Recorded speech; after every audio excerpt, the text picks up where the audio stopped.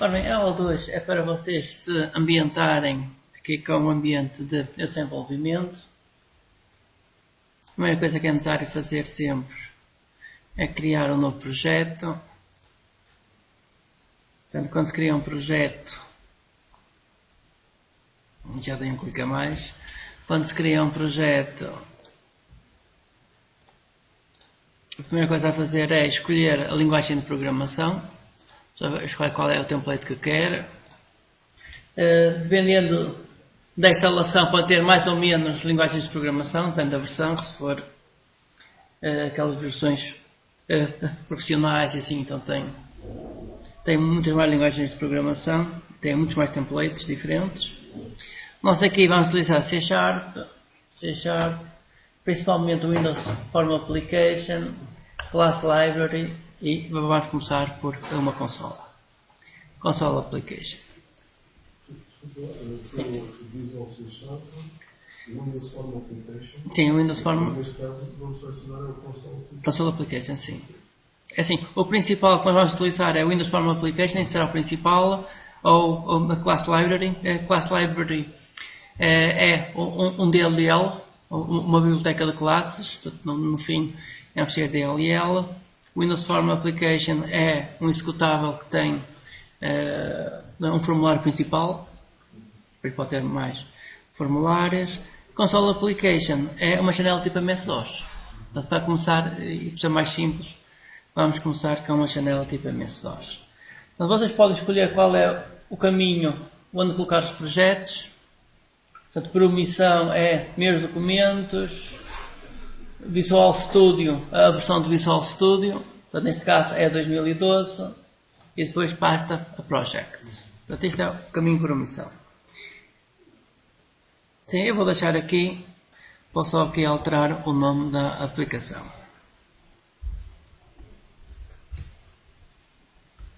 My Console Application, app. Primeiro exemplo vai ser este, My Console app. Ok? E ele cria isto. Ele cria já aqui um bocadinho de código, portanto já temos aqui uma classe, program.cs. Temos uma solução e temos um projeto. Portanto, neste caso a solução e o projeto têm os dois o mesmo nome.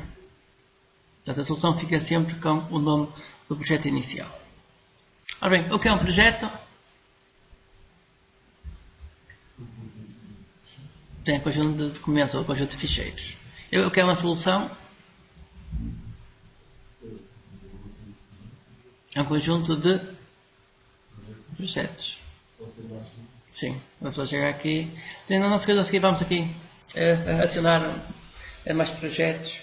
Isso porquê? Porque quando a pessoa está a criar um sistema qualquer, muitas vezes a pessoa quer uns DLLs, uns executáveis, quer muita coisa diferente. Então a gente cria aqui os projetos todos e tem acesso aqui aos projetos todos. A pessoa define qual é o projeto por omissão, qual é o que arranca, é esse que arranca e os outros todos são compilados e pode-se ligar tudo e aceder a tudo. Sim, vamos ver isso aqui em detalhe. Vamos olhar aqui um bocadinho para o código que já foi gerado. Uma das vantagens aqui do Visual Studio é que o Visual Studio gera muito código e a pessoa pode aprender com código gerado. É isso que nós vamos fazer ao longo das aulas. Nós não vamos, assim, eu não vou estar a explicar o C# em detalhe. A linguagem em si é uma mistura de C++, Java, Visual Basic, é uma mistura de diversas linguagens, uma linguagem nova em relação às outras. Quando vocês tiverem dúvidas, coloquem as dúvidas. Eu vou tentar explicar o que foi diferente das outras linguagens de programação. A primeira coisa que temos aqui é um conjunto de usings. Using System. Já agora, em Java, qual é a instrução que é semelhante a isto? Sim, é o import. Import System Collection Generic. Portanto, isto são estruturas de dados genéricas. Também existem aqui outro, que são as estruturas de dados antigas. que é isto. System Collections. Bem, qual é a diferença? Selecionam System Collection, fazem F1 e vão obter ou ajuda online ou ajuda local. Depende se tiverem ou não ajuda local instalada. Portanto, System Collections temos o ArrayList, Binary Array, então temos aqui diversas classes. Portanto, assim, também existem estas classes semelhantes em Java, o Java também tem classes semelhantes. Portanto, isto são classes que guardam referências para Object. Portanto, isto guarda uma coleção de elementos, mas é uma coleção de elementos, o que ele guarda internamente é uma referência para Object. Qual é o problema? É que quando se pede para obter um dos elementos, o que se obtém é um Object, para tentar fazer o cast para o tipo certo. E isto permite outra coisa, isto permite que eu, por exemplo, posso aqui utilizar a stack para guardar na primeira posição um inteiro, na segunda uma string, na terceira um objeto tipo date, qualquer outra coisa. Portanto, como isto são referências para objects, portanto, permitem tudo. Portanto, isto é o System Collections Generic, é fazer a mesma coisa, seleciona-se F1 e então temos aqui outras classes.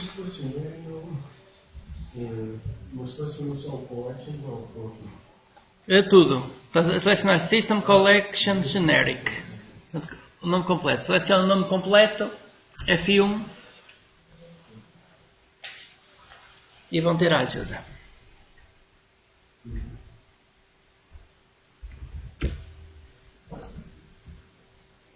Vamos só aqui rever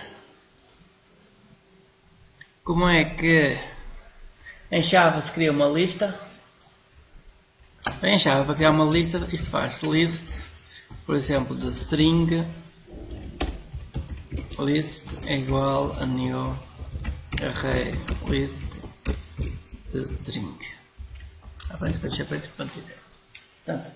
isto foi a forma que utilizamos aqui para criar listas, que é list é uma interface, define quais são os métodos que vamos utilizar, portanto, quais são os métodos que definem o que é uma lista, e depois isto, a ArrayList é uma classe que armazena os elementos na forma de uma lista, ou pelo menos tem internamente as operações de uma lista. Porque é que isto é importante? Vamos aqui à ajuda. Ora bem, temos por exemplo aqui linked list. Ou list, por exemplo, aqui list.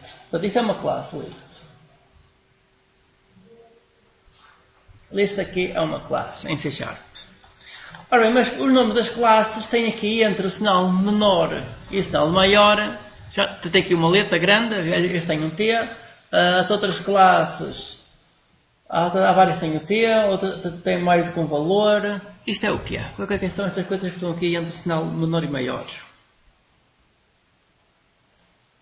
Isto é o que nós temos aqui também entre o sinal maior e menor. É o tipo de elementos que vão ser armazenados. Portanto, isto é uma coisa que depois, mais à frente, vamos também ver como é que se criam estruturas de dados genéricas. Mas já fica aqui a alerta de que quando aqui aparece aqui coisas entre o sinal menor e maior, quer dizer que estamos com tipos de dados abstratos, então que quando a pessoa cria uma estrutura de dados, por exemplo, para armazenar certo tipo de elementos, aquele vai receber o tipo de elementos.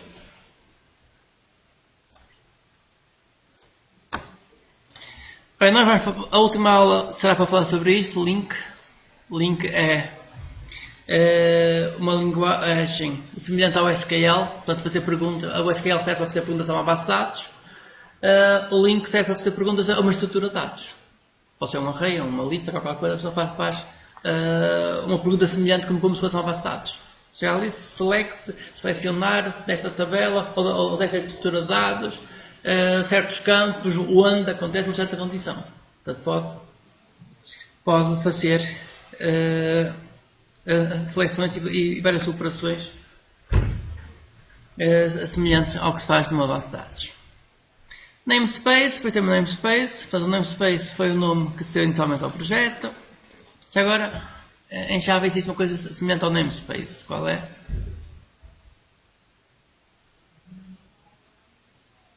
Há uma extração. Mas já package, um pacote em Java. Ora, isso serve para quê? Para que serve um namespace? É uma coisa para que serve o pacote. Serve para quando estão vários grupos a criar uma aplicação, a desenvolver num sistema qualquer. Muitas vezes acontece que existem duas classes com o mesmo nome entre os grupos. Depois, quando se vai juntar tudo, temos conflito de nomes. Ora bem, o pacote dá um novo nome. Portanto, por exemplo, esta classe Program, o nome completo da classe é myconsoleapp.program. Portanto, o pacote permite que eu possa ter várias classes com o mesmo nome, mas desde que estejam em pacotes diferentes, eu posso utilizar o nome completo e a ser de cada uma das classes. Portanto, não há problema em ter classes com o mesmo nome. Portanto, desde que os namespaces sejam diferentes. Portanto, o namespace deve resolver isso, que é permitir que possam existir mais do que uma classe com o mesmo nome. Ora bem, antes da classe entrar a colocar o public, portanto, ele prometeu não colocou. A função main é semelhante ao Java, portanto, aqui com a alteração de que começa com letra maiúscula e recebe uma lista de argumentos. Ora bem, o que é esta lista de argumentos?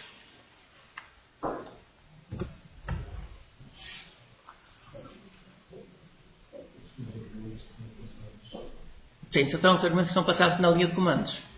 Isto é muito típico no Linux, por exemplo, quando a pessoa escreve um comando qualquer, escreve um conjunto de opções à frente. Então, esses argumentos. Então, vamos experimentar, basicamente, fazer um programa muito simples, que é, vamos escrever os argumentos todos que forem passados para a função main. Vamos escrever esses argumentos aqui no terminal. Para isso, vamos aqui à classe console.writeLine. E o que é que queremos escrever a este args? Portanto, isto quase que podia ser assim. Portanto, args é um array. Então, neste caso, ele ia chamar o toString associado ao array e escreve tudo na consola. Mas para não utilizar isso, vamos utilizar aqui um ciclo e percorrer isto tudo com um ciclo. Ora bem, temos um for e temos um for each. For e for each. E então temos aqui uma ajuda a dizer que isto é um code snippet. Portanto, isto é um bloco de código. Portanto, é um bloco de código típico de que é utilizado muitas vezes. Selecionam o for each e agora dão dois tabs. Tab. E ele escreve o bloco de código. Estes blocos de código podem ser desde blocos assim muito pequenos até classes, até qualquer classe de projetos. Portanto, existem alguns que são mesmo classes e projetos que se adicionam. O que é que temos aqui? Temos que a coleção, portanto, o tab move entre os três elementos. E o shift tab anda para trás, é o inverso. Collection, isto é a coleção que queremos percorrer. A coleção é o args. Item é a variável que vai receber cada um dos elementos. E var é o tipo de dados. Ora bem, eu sei que o tipo de dados é tipo string. Está ali mesmo de string. Mas se eu colocar var, eu estou a dizer que eu não quero especificar qual é o tipo de dados e deixo que o compilador descubra qual é o tipo de dados. Portanto, ele vai inferir, vai descobrir qual é o tipo de dados. Portanto, o que é que isto faz? Este ciclo for each. A primeira coisa que ele faz é, vai à coleção. Portanto, a primeira coisa que ele verifica se isto é uma coleção de elementos ou não. Se for uma coleção, pergunta à coleção se a coleção tem mais elementos. Se tiver, pede o primeiro elemento, coloca nessa variável. Executa o bloco, volta à coleção a perguntar se tem mais elementos. Se tiver, pede o próximo elemento, coloca nesta variável e anda sempre assim. Portanto, isto percorre, o SQL for each é útil para percorrer uma coleção de dados, uma coleção de elementos. A coleção pode ser um array, pode ser uma lista, pode ser uma stack, pode ser uma árvore, uma coisa qualquer. Portanto, a grande vantagem deste ciclo é que isto percorre tudo. Consegue a percorrer tudo. Então agora vamos alterar isto. Em vez de se escrever isto tudo de uma vez, vamos escrever elemento a elemento.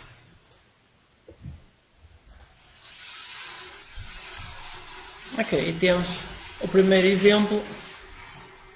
Um ciclo for each, percorrer todos os argumentos e escolhê-los na linha de comandos. F5 para executar. Ora, ele executa e fecha o terminal.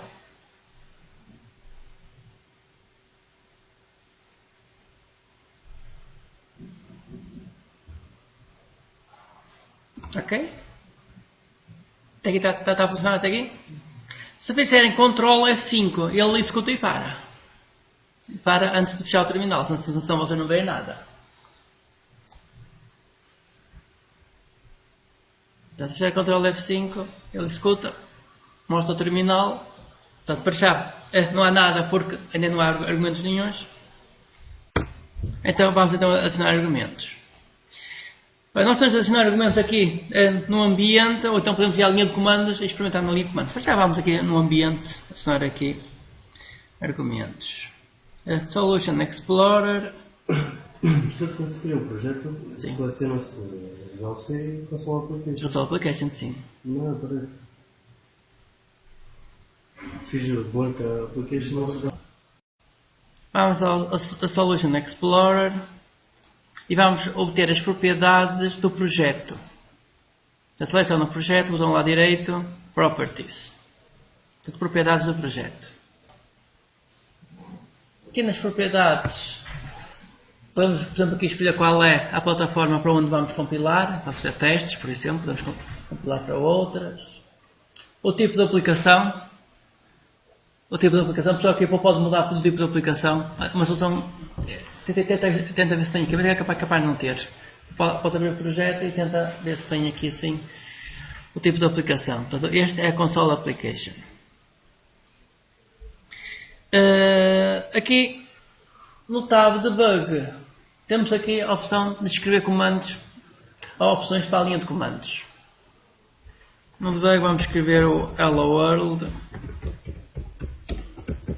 3 pontos de exclamação.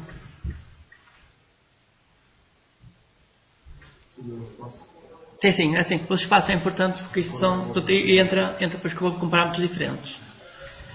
Assim que cada uma das palavras, ou ela vai ser o primeiro parâmetro, ou o segundo, e os pontos de exclamação vão ser o terceiro. Não tem que ter das mesmas que Sim. Não tem? Ok, então terá mesmo que instalar uma nova versão. Ok, gravar e fechar isto, executar isto, Ctrl F5. E agora já obtemos então aqui os parâmetros que foram dados ao programa.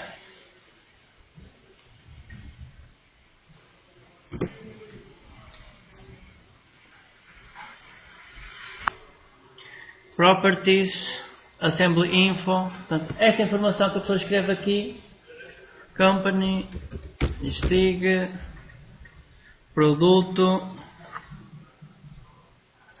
My Console Application, Copyright 2014, por exemplo. Sim, assemblyinfo.cs. Está na pasta Properties do projeto. mas está dentro do próprio. Sim, dentro da Properties. Depois tem aqui em baixo, podem alterar as versões.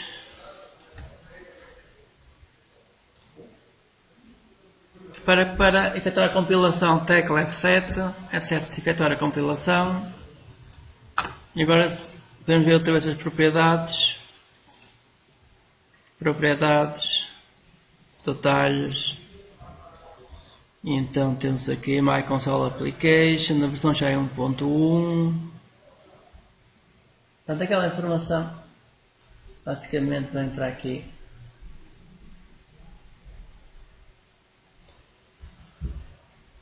Certo? Portanto, assim, não é muito importante, mas vamos ficar a saber para que é essa informação. Ora, ao lado da parte da Properties temos References. Ora bem, isto é importante, as referências. Ora bem, enquanto que o Using System, isto o que permite é utilizar as classes que estão neste namespace sem estar a colocar o caminho completo. É por isso que se usa aqui o Using. Agora, o System não. Agora, as referências aqui, estas referências, portanto aqui o System, isto permite indicar qual é o ficheiro onde é que está este namespace. Se a pessoa vier aqui às propriedades do System, propriedades, então que o namespace System está em system.dll, daí podemos ver qual é o caminho completo. Portanto, está aqui Programs, Assembly, Microsoft Framework, .NET Framework, versão 4.5 e está aqui o ficheiro system.dll.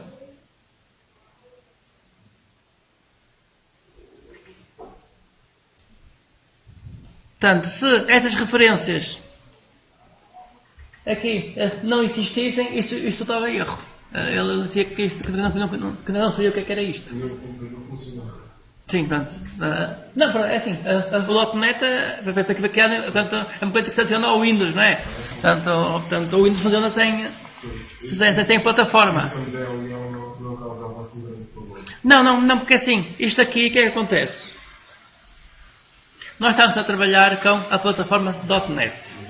A plataforma .NET foi uma plataforma que foi criada à semelhança do Java. Portanto, o Java, a pessoa faz um programa em Java e compila para bytecode. Portanto, o ponto de classe não é um executável que se possa executar, mas é um ficheiro compilado numa linguagem que foi definida pela Sun. E essa linguagem depois é interpretada pela máquina virtual. A máquina virtual é um programazinho que lê um ficheiro em bytecode e interpreta depois o programa. Daí ter a vantagem de que a pessoa faz um programa em Java e ele pode funcionar em muitos lados diferentes desde que tenha uma máquina virtual para interpretar o Java.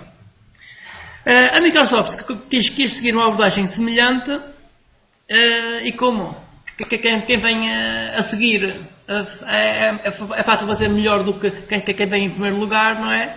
Então o que é que fez? Fez a plataforma .NET. A plataforma .NET foi feita à semelhança do que existe também no Java. Criar uma linguagem intermédia também, chama-se EL, Intermediate Language.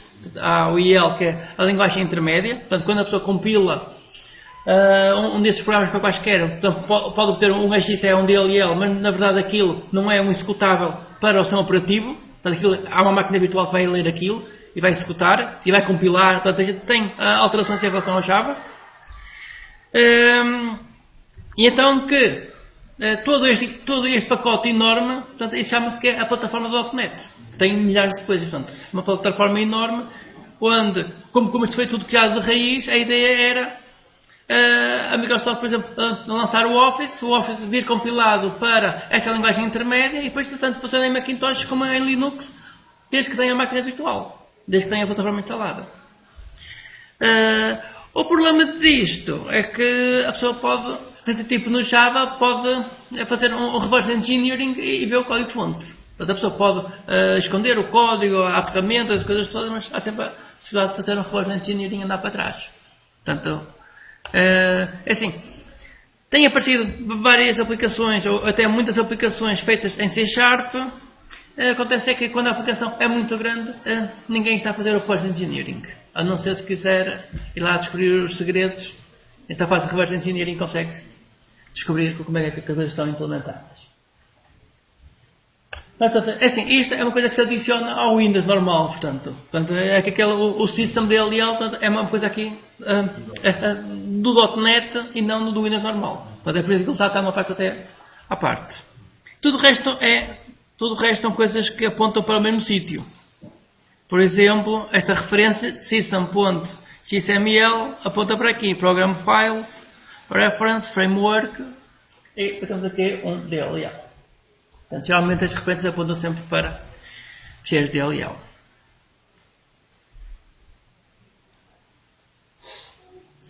Ora bem, estas referências podem ser para ficheiros, podem ser para executáveis, podem ser para DLLs, que é o tipo que é ser DLLs, como pode ser para endereço web. Por exemplo, se eu quiser um web service, se eu quiser ir buscar a informação da Amazon, portanto eu posso ligar-me ao web service da Amazon, coloco aqui a referência do web service da Amazon. O Visual Studio cria as classes, um conjunto de classes que mapeiam as classes que existem lá, e as classes que estão cá fazem a ligação às classes de lá. Isto tudo de forma automática. Portanto, os web services têm a vantagem de que a ferramenta consegue gerar essa documentação toda. Portanto, é só ter um endereço do web service e criar aqui essa informação toda. Portanto, para adicionar referências, temos aqui várias opções. O Add a Reference, mas não vai ter as opções. Add a Reference, portanto, permite adicionar referências para outros projetos. Portanto, nós neste momento temos um projeto aqui na solução. A seguir vamos criar mais projetos e vamos criar referências entre os projetos.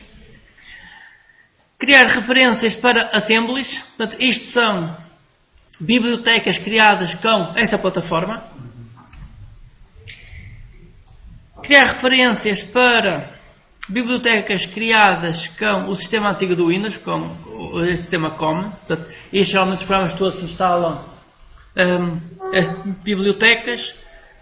Isto quer dizer que a quantidade que aparece aqui depende dos programas que estão instalados. Portanto, se eu instalar o AutoCAD, aparece aqui a biblioteca do AutoCAD. Portanto, eu posso criar uma referência para a biblioteca e depois criar objetos para o AutoCAD e trabalhar com o AutoCAD aqui da programação. Por exemplo, sim.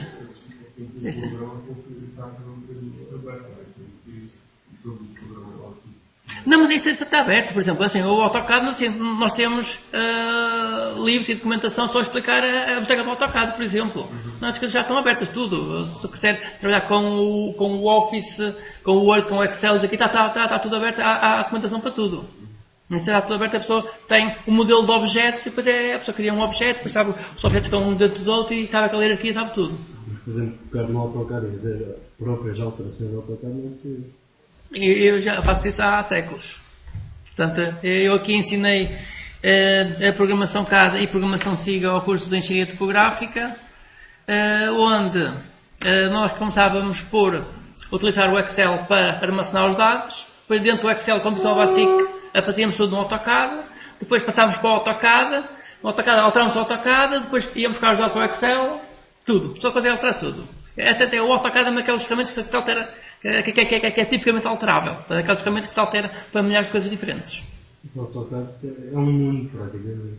Sim, mas é assim, isso altera-se tudo. Portanto, eu aqui já há muitos anos que trabalho com o AutoCAD e onde altero as coisas todas no AutoCAD. Portanto, seja em Visual Basic, com C++, com Lisp, com muitas linguagens diferentes que têm aparecido, agora com a plataforma .NET podemos alterar tudo. Portanto, o AutoCAD é uma daquelas ferramentas que é tipicamente para a pessoa alterar. A pessoa altera isso muitas vezes. Por exemplo, o que é que temos por aqui assim?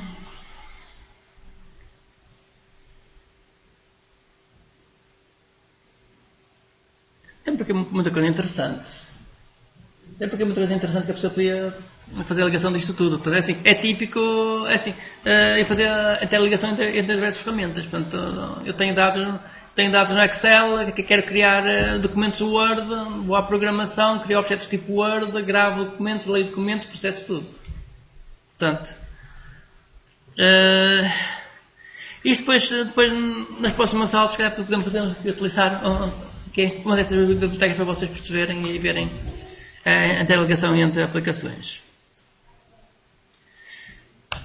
Ok, portanto, isto é importante aqui as referências e podíamos também adicionar referências para a web, para um web service, se a pessoa tiver aqui o endereço e depois temos acesso também a web service. O web service depois vocês vão falar isto em PCR no terceiro ano, portanto eu vou deixar isso para mais tarde. Já tinha. Sim. Sim, então, ok, pronto. Mas é assim, vocês lá falam, quando trabalham em ASP, quando falam em ASP, nessa parte, portanto, uma das soluções é a pessoa pode utilizar o web service e então aí pode criar referências para a web e pode aceder a serviços que já existem na net. Por exemplo, ver o tempo, essas coisas todas, já existem serviços, a pessoa, ligação desses serviços, então tem a informação toda e depois é uma questão de apresentar a informação competente. Agora o app-config não tem nada de especial e o program, que é esta classe que estávamos aqui a ver. Então, isto é o que temos aqui num projeto simples. Ora bem, vamos continuar a aplicação e vamos acrescentar um novo projeto. Portanto, para acrescentar um novo projeto, vamos acrescentar a solução, porque a solução é um conjunto de projetos. Então, com o menu de contexto na solução, adicionar novo projeto. Portanto, o menu de contexto num projeto adiciona documentos ao projeto. O menu de contexto numa solução adiciona novos projetos. Adicionar novo projeto. Tipo class library. E eu vou chamar a isto math. Ok. Class library, sim. Portanto, este vai ser um fecheiro DLL, uma biblioteca de classes. Portanto, neste momento temos dois projetos na solução. Este projeto que está negrito é o projeto de arranque. Se eu quiser trocar o projeto de arranque, por exemplo, aqui no map, chego aqui, set as startup project e troco o projeto de arranque. Portanto, neste momento o projeto de arranque está o map. Portanto, aqui a pessoa escolhe qual é o projeto de arranque. Portanto, isto permite que eu possa ter vários projetos com a função main e depois escolho qual é o que inicia. Ora bem, quando se cria um projeto do tipo console, do tipo library, ele cria aqui por omissão esta classe. Classe 1, não sei o quê. Vamos apagar, vamos fazer um delete da classe, tecla delete e apagar isto. Não criamos isto por omissão. Ok, temos aqui o projeto vazio. Agora, para isto tem as referências e tem aqui o assembly info. Portanto, é que o projeto ficamos. Agora, dentro do projeto vamos então adicionar uma nova classe. Nova classe, nome da classe, vai ser o mesmo nome aqui do projeto, map. Ok, temos aqui a classe map. Portanto, apagam outra classe por omissão e em cima do projeto fazem add new class e o nome da classe vai ser math. Agora aqui vamos criar uma constante const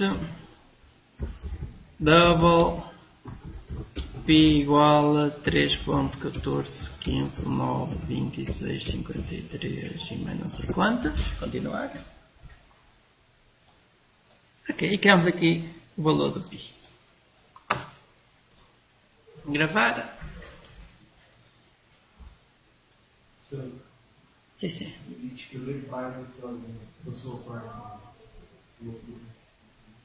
Passou? Sim, então tem que colocar a public, senão as coisas não. Deve ter sido aquele software que eu pedi para você. Sim. Sim, eu puxar para cima. Pode ter que puxar para ter escrito isso. É assim, se eu tiver a puxar para instalado, assim que ele dá um erro e mostra um vermelhinho, não sei que falta coisas. Sim. Ok, tudo bem, certo. Conseguiste ativar o Sim. Ora bem, agora eu vou aqui fazer uma pausa. Colocar isto a gravar. Solução, adicionar uma referência, add a reference, onde é que está a solução para o projeto math. Ok, então temos aqui a referência, portanto aqui isto vai ser a referência para o DLL, portanto isto vai ser aqui este cheirinho DLL, está aqui math DLL, portanto aquele projeto vai criar uma DLL e tem a referência para este projeto. Ora, temos a referência criada. Temos a referência criada. O que é necessário fazer? Então vamos aqui ao outro projeto, que ele está aqui. Podemos colocar aqui um using. Using math. Ele aparece aqui. Assim math, ponto e vírgula. Ok. Agora aqui sim algures. Vamos fazer console. Antes disso, vamos fazer math. Math, ponto e não aparece nada. Portanto, temos um namespace, mas o que ele está a dizer é que este namespace não tem nenhuma classe lá dentro. É o que ele está a dizer. Quando põe math ponto, ele está a dizer que este namespace não tem nenhuma classe lá dentro. Porquê que não tem nenhuma classe lá dentro? Porque, por omissão, a classe está privada. Se está privada, não aparece. Temos que colocar public. Temos que colocar public, senão a classe está privada. Ora bem, save.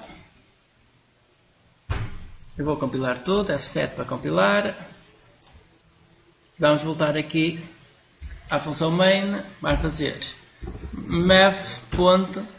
E já aparece aqui a classe. Math. Ponto. E agora a classe está vazia. Porquê que a classe está vazia? Porque por omissão isto é privado. Então fala aqui mais um public.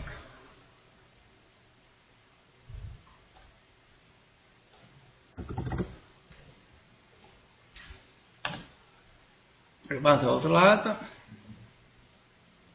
F7 a compilar tudo. E agora math. Agora já aparece aqui o pi. Já aparece aqui o pi. Ora bem, para não ter math. Não sei o que, eu vou alterar aqui o nome do namespace. Para ter isto tudo. Portanto, aqui assim onde fazem using math, vamos alterar este nome. Isso vai se chamar myMath.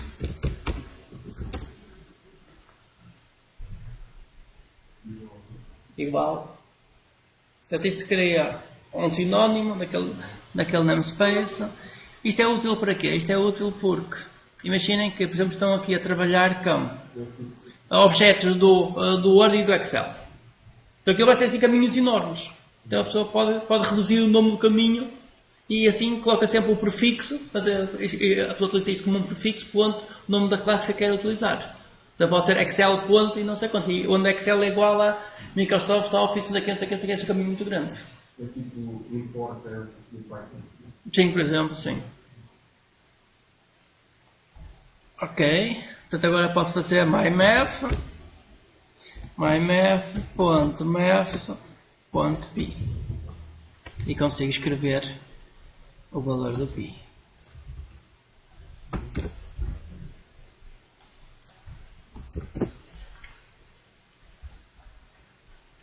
Save, Ctrl F5.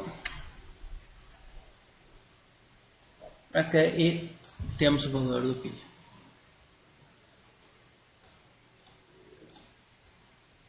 Às vezes será que no geral isto é ajuda no geral aqui, assim, no lado aqui, string, formato, notação,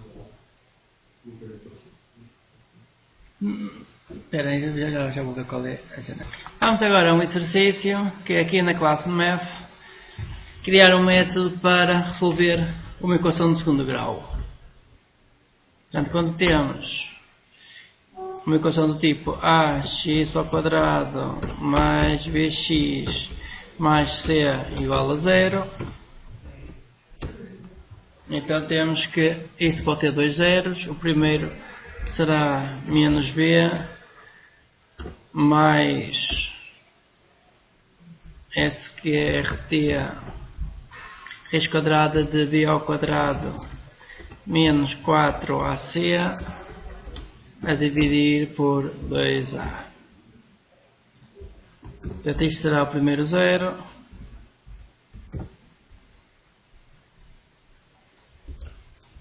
E o segundo será aqui, colocar aqui só o menos. Portanto, se eu tiver um polinômio do género 5x ao quadrado menos 10x mais 4 igual a 0. Se eu tiver isto, portanto o A é 5, o B é menos 10, o C é 4. Então, depois pela forma resolvente, calculam-se os dois zeros. Portanto, vamos criar dois métodos, um que devolve o x1 e outro que devolve o x2.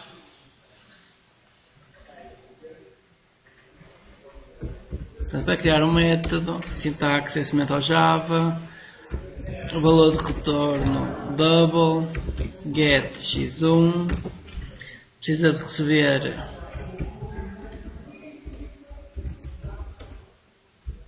três parâmetros.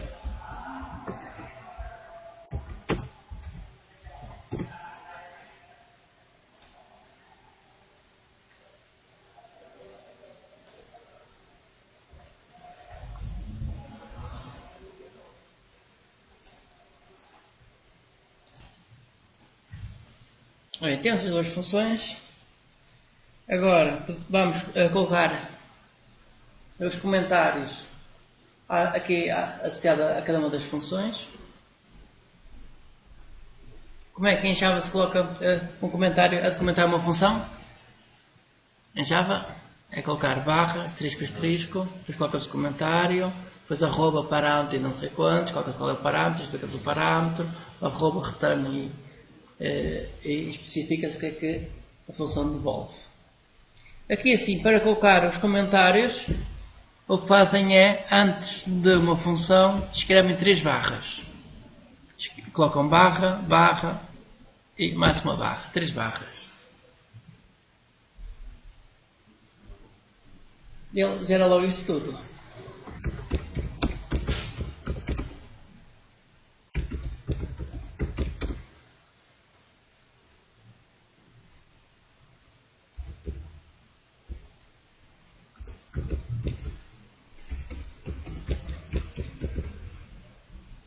Vamos colocar aqui os comentários.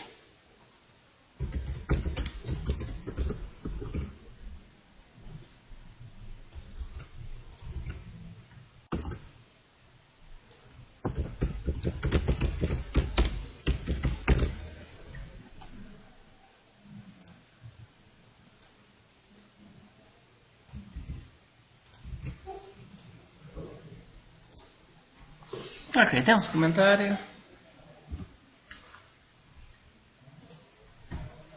E agora a questão é, o comentário serve para quê? Este comentário serve para quê? Portanto, é para a pessoa consultar, ou então para a pessoa gerar a documentação, gerar a página HTML, ou serve para o IntelliSense utilizar isto.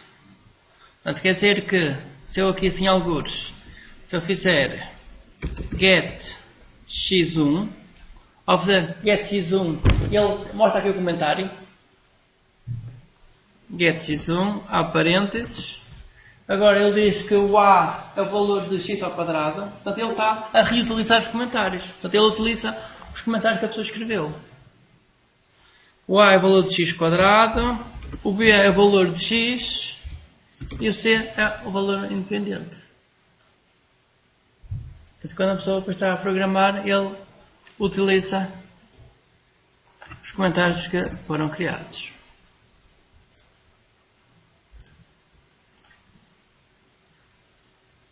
Portanto, o outro era semelhante.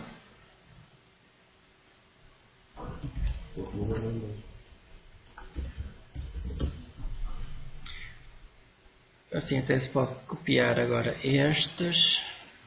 Isto tudo. E colocas aqui o sinal menos. Ok, e temos os valores todos. Temos comentários. Agora vamos chamar isto no outro lado da função main.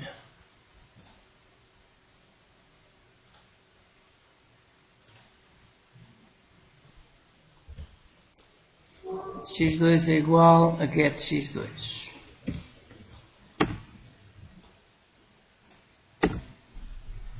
Ora bem, esta linha temos aqui console write line, depois entre aspas, x1 igual chaveta 0, chaveta, isto é igual ao que eu vou escrever cá em baixo. Portanto, isto é uma abreviatura de string.format, há parênteses, agora colocas o formato é isto,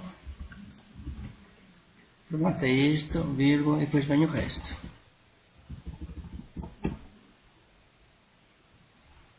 Portanto, para quem já deu C, portanto, em C existe a função printf,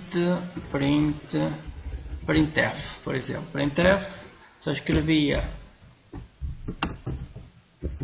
hello percentagem S, portanto, aqui era para colocar uma string, today is percentagem D para colocar um número, por exemplo, aspas, agora vírgula, e agora a string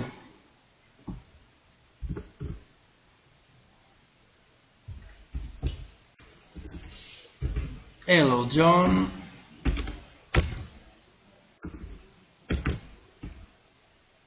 today é dia 20 hoje, ponto e vírgula. Portanto, esta função printf permite formatar um texto com uma string, portanto formatar um conjunto.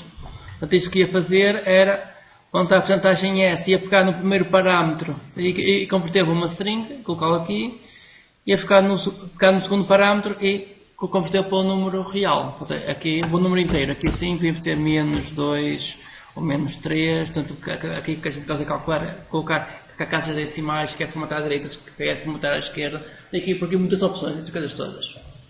Isto é o que se pode fazer aqui com o string.format. O que isto faz é, quando está chaveta 0 chaveta, ele vai colocar o resultado do primeiro parâmetro, independente de qual é o tipo de dados. Portanto, ele pega nisto, isto vai dar um valor, então este valor vai ser colocado onde está aqui a chaveta 0 chaveta. Ele vai trocar isto por esse valor, independente de qual é o tipo de valor. Vamos aqui ver um outro exemplo.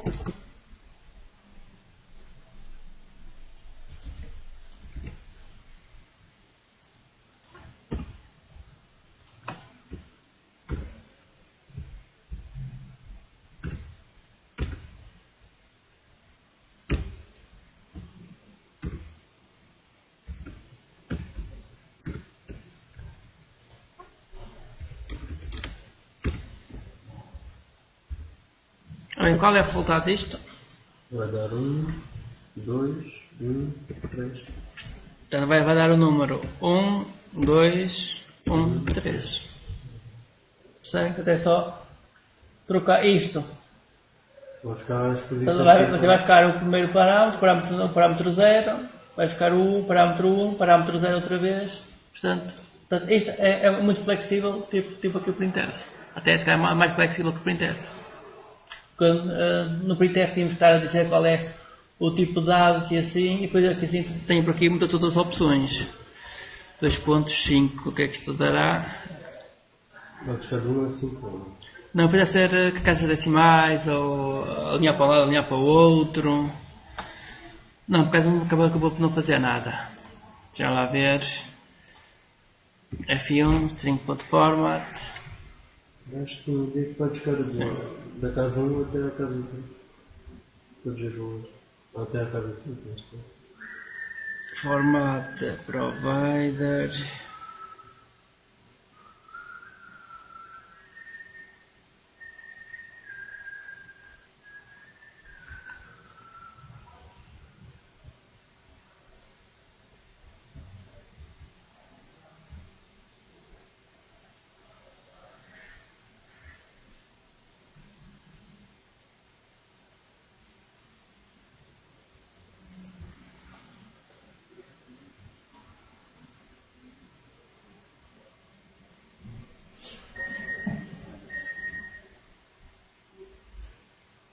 Ora bem, exemplos.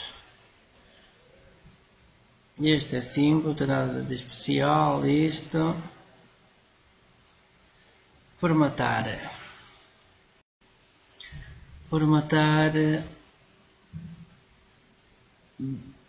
Data e hora, por exemplo.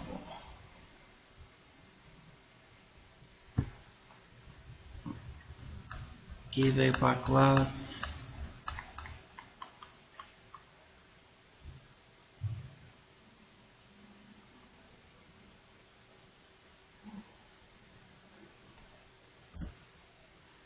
Isto às vezes é difícil de encontrar o que a pessoa quer, que isto tem muita informação. Deve haver uma coisa específica. Uhum.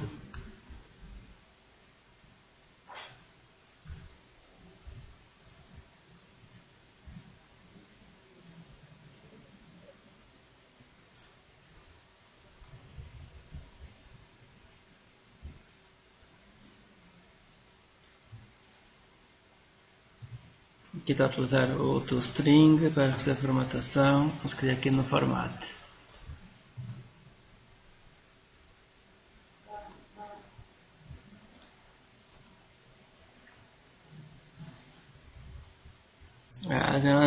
Porque uns exemplos são já mais complicados. Com vários valores. 0--12. 0,-12.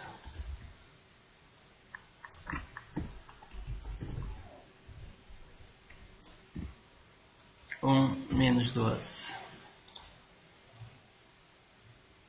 Ctrl F5. 1. Portanto, o -12 colocou aqui 11 espaços. Se fosse 12 positivo, colocava o espaço a seguir ao 1. Ou ao contrário, colocava do outro lado os espaços. Portanto, com um número positivo.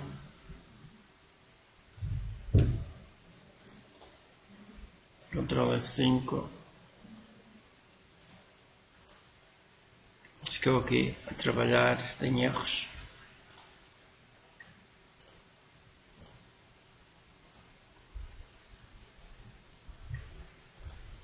Ctrl F5, compilar outra vez. Depois que eu estava para estar bloqueado, ele não consegue compilar. Depois que o tablet ficou bloqueado, ele não consegue compilar. F7. Agora compilou. F5. Ok. Espaços, o outro, antes estava alguns ali, muitos espaços e o 2, muitos espaços e o 2, portanto o 1 era isto, colocou muitos espaços e depois colocou o 2, se for menos, faz ao contrário.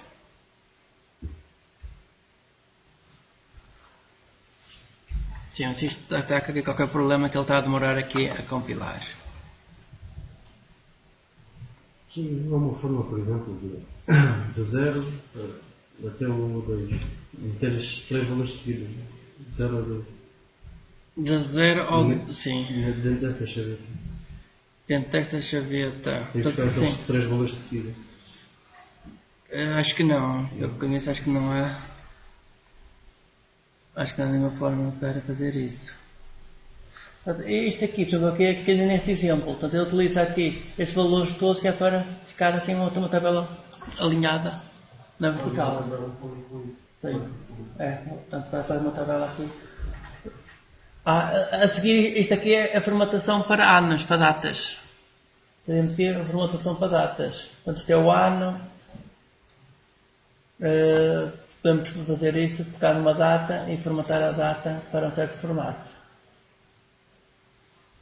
Esta função é muito interessante, que permite formatar isso de outras formas diferentes. Datetime ponto now vírgula datetime now.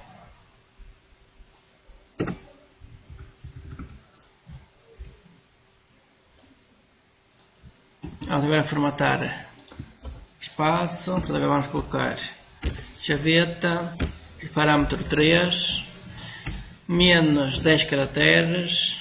Portanto, Portanto, isto ficar em 40 caracteres, portanto vai ocupar 40.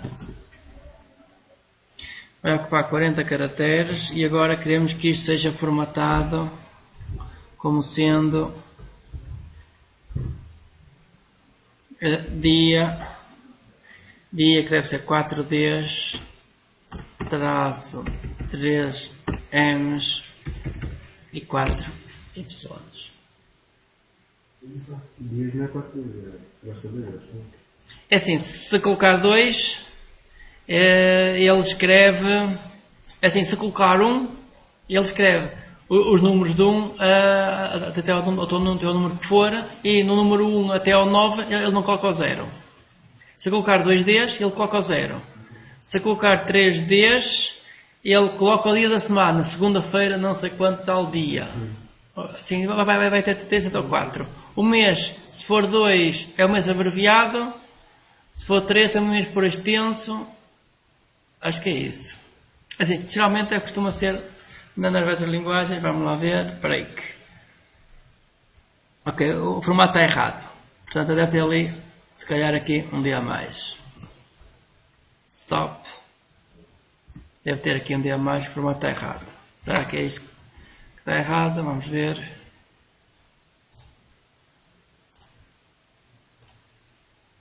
Isto está a demorar a compilar.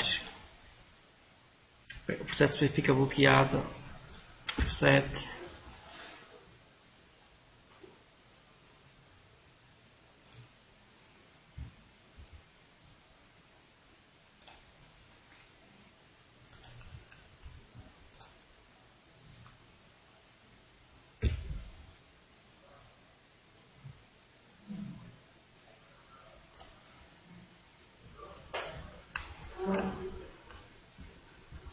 Vem aqui pela ajuda, aqui pelos exemplos. Portanto, 4, isto é o ano. Sim, não aparece aqui o mês nem o dia. O mês e o dia não aparece aqui. Então isto compila ou não compila? 7. Agora compilou. Executar. Sim, também não aceitou. Stop. Ora bem, eu não sei o que é que está errado, vou experimentar de cada vez. Começa-se pelo mais simples. Sim, e depois vai aumentando.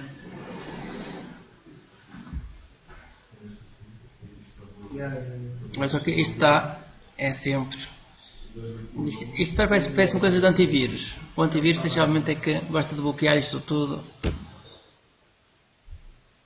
Pois, isso é aceder ao sistema, digamos. É. Portanto, a compilar é escrever por cima de um ficheiro executável que já existe e não sei o quê. Então que o antivírus geralmente não gosta destas coisas.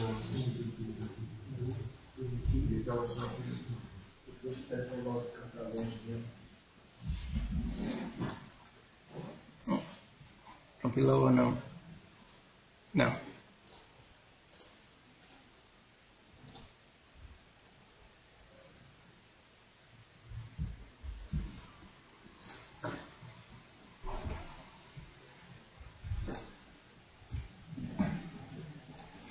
Ora bem, solução, antivírus, desabilitar o antivírus. Ok.